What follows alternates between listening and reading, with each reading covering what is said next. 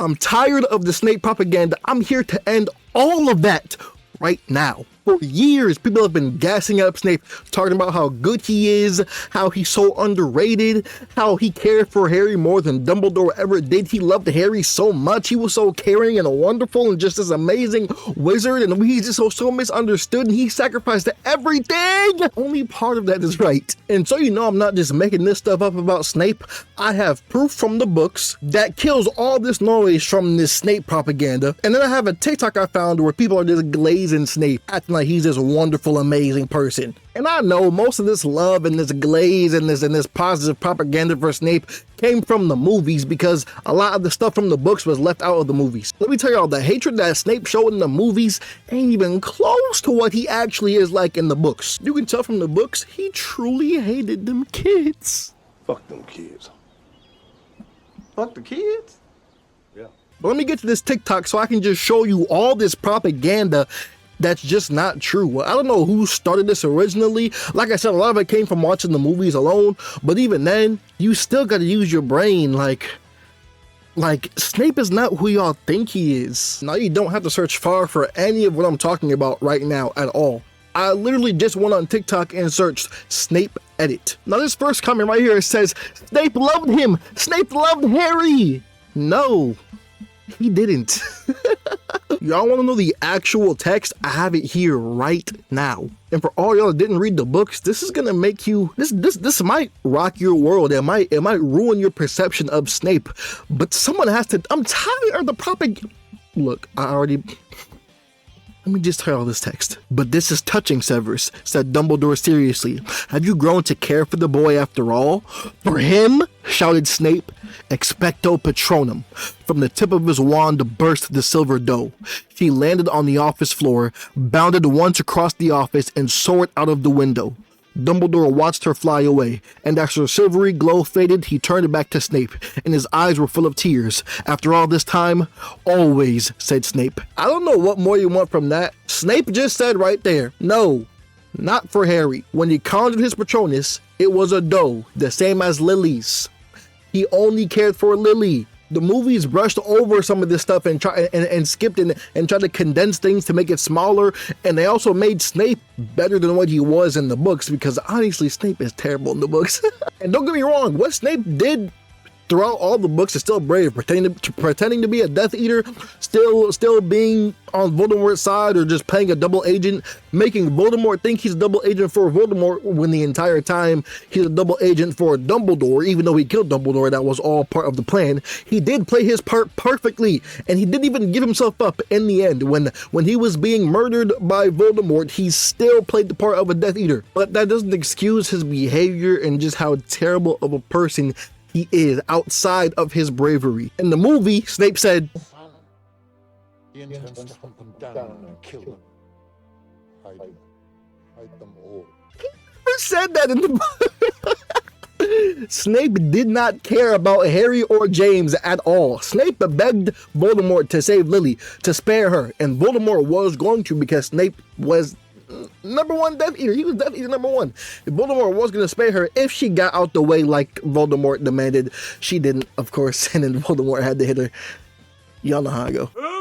But Dumbledore even called him out in that moment. In the pensive, when Harry is seeing the memories of Snape and Dumbledore and finding out the truth, this is what their conversation goes like, not in the movie. If she means so much to you, said Dumbledore, surely Lord Voldemort will spare her. Could you not ask for mercy for the mother in exchange for the son? I have asked him. You disgust me, said Dumbledore, and Harry had never heard so much contempt in his voice. Snape seemed to shrink a little.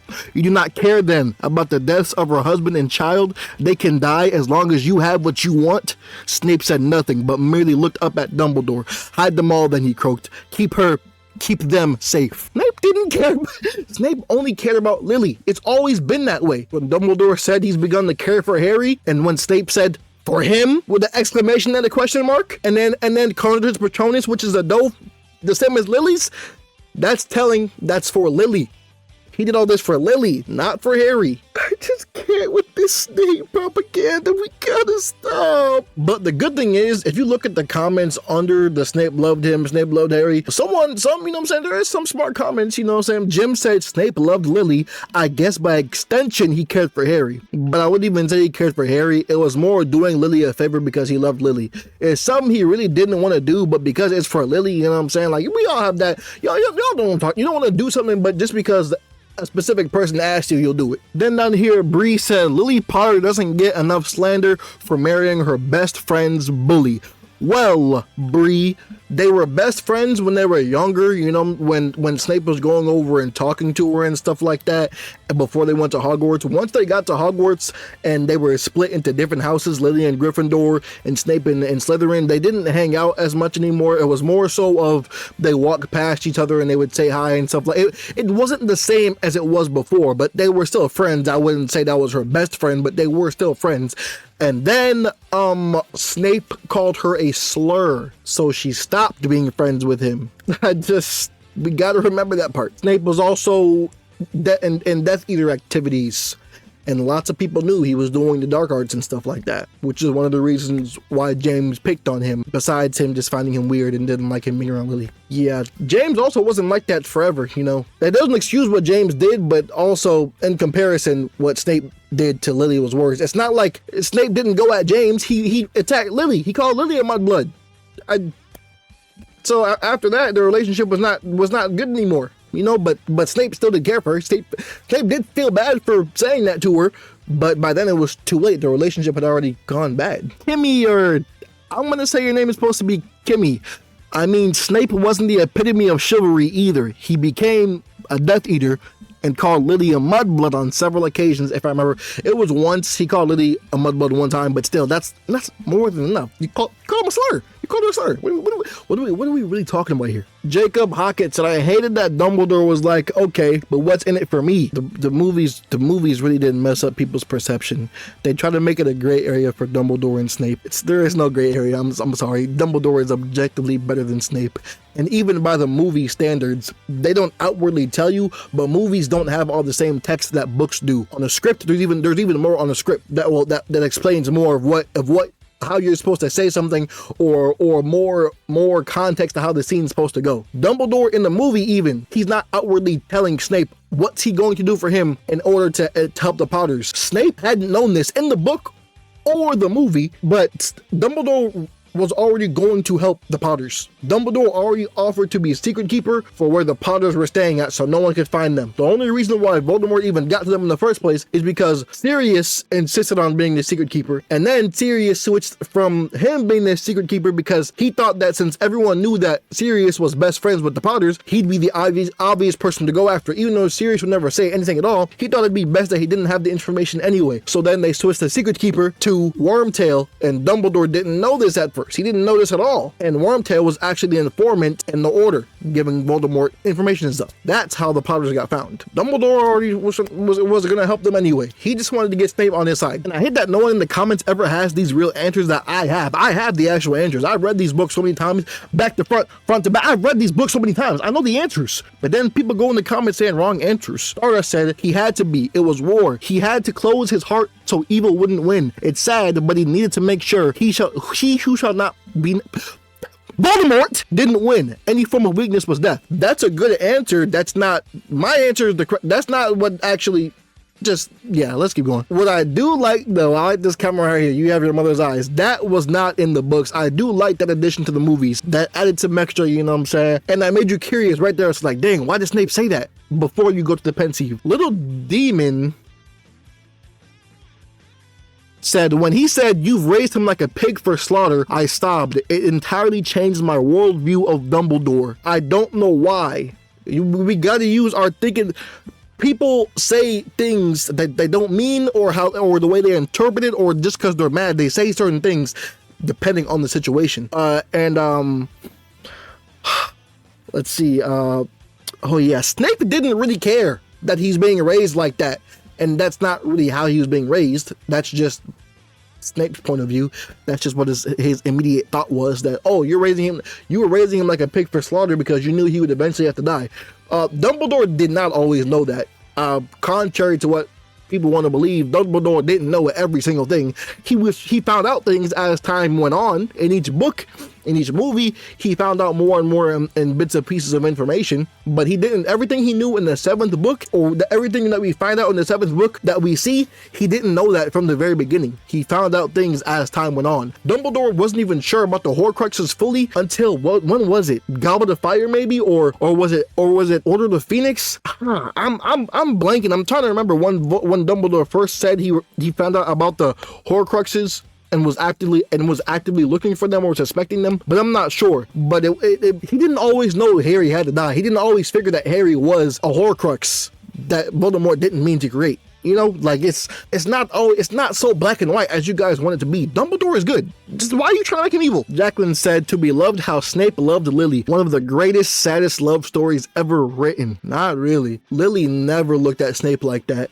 It was way one-sided. Like Snape was always in love with Lily, but was scared to ever do anything about it. And Snape liked James eventually. So, but at the same time, Snape was still in love with Lily, even though he had a husband and a child already. But great sad love story between them. Everyone thinks Dumbledore is the one taking care of Harry, but in most of the scenes, it's Snape that is there for him. No. No, let's no, I'm not even gonna explain that one. We talked about this already. I just explained this earlier, but the farming artist said, hide her, hide them all. He begged for the Potter's safety and Dumbledore did nothing. Like I already said, that's not true. Don't they say this in the movies? Do y'all even be paying attention? I can't remember if they said this in the movies or not. They must not have at all. I don't think they did. And even then, just because they got killed, why would you think that Dumbledore didn't try to do anything at all? But let me explain this again. There was something done. Dumbledore already had something in place before Snape even asked. Yeah, we gotta just, let's actually pay attention. If you only watch the movies, I'm blanking on if they even explained actually the Secret Keeper stuff. I don't think they did. So I can't blame you there, but come on, that can't be a conclusion. Just because come on, man, that can't be a conclusion that Dumbledore didn't. Oh, gosh. D said, don't tell me now that you've grown to care for the boy. It's such a cold moment. He tells you straight up how much he doesn't care about Harry. When you're watching the movies, how do you come to that conclusion? Are y'all even paying attention? Like, this is one of those moments where I told y'all, like, the text can't really, we don't have all the same information as if we were just reading. Ryan Jenkins said, but Dumbledore does. He's saying Snape didn't or showed he didn't. And he's like, oh, now you care. That's exactly what Dumbledore means when he says, don't tell me now you've begun to care for the boy. That he doesn't mean that they've been planning this all along and neither one of them cared. He's saying, Snape, all these years you've been bullying Harry, trying to get him kicked out of school, bullying everyone around him, bullying everyone that's not a Slytherin, hating all the kids, and now you care for him? Come on, guys, we got to do better. Y'all's the reason why the Snape propaganda is like, y'all know this, right? Aliza, oh my gosh, if I had $1 every time I see a comment like this, man, I did a video already over a year ago now debunking Harry Potter takes. Oh man, there's a lot. I had to debunk multiple things about Dumbledore, or it was the worst takes about Dumbledore. It was something like that. Maybe I'll link it in this video. Yeah, just so many dumb comments. Not gonna lie, I hated Dumbledore in this scene. Plot twist, is Dumbledore's worse than Snape. Dumbledore and Op, I don't care. Man, if only y'all read the books, my gosh, you wouldn't be saying this. I'm hoping in the Harry Potter TV show, they expand more on the hatred Snape truly had for these kids and all the bad stuff he did, because my gosh, y'all would not be, I promise y'all wouldn't be saying this stuff, bro. If y'all only knew how y'all are talking about Dumbledore, talking about how Dumbledore did so much bad stuff for it to finally, just like so he could win the war, he didn't really care for Harry, he just used people and all that stuff, and Dumbledore was never a good guy. How y'all talk about Dumbledore like that is how you should be talking about Snape, really. Not that he's not a good guy, but that he doesn't really care about anyone, because Snape never did besides Lily. Everything he did was for Lily. I don't understand. Like, y'all please read the books, please. I need the Snape propaganda to stop. I'm tired of seeing it. I'm so tired of seeing it, man. That's all I got for y'all today, man. Let me know if y'all are victims of this evil Snape propaganda. Please, I hope this video has shed some kind of light. Please stop spreading this Snape propaganda everywhere. I'm tired of seeing it, man. We gotta stop. Can we spread a different propaganda? Can we spread the dang. We need Dumbledore propaganda. It seems like this in this day and age, we need Dumbledore propaganda, which is crazy to say. I've been thinking of new ways to end my videos, so I think I'm gonna go with mischief managed. Mischief managed. Otherwise anyone can read it.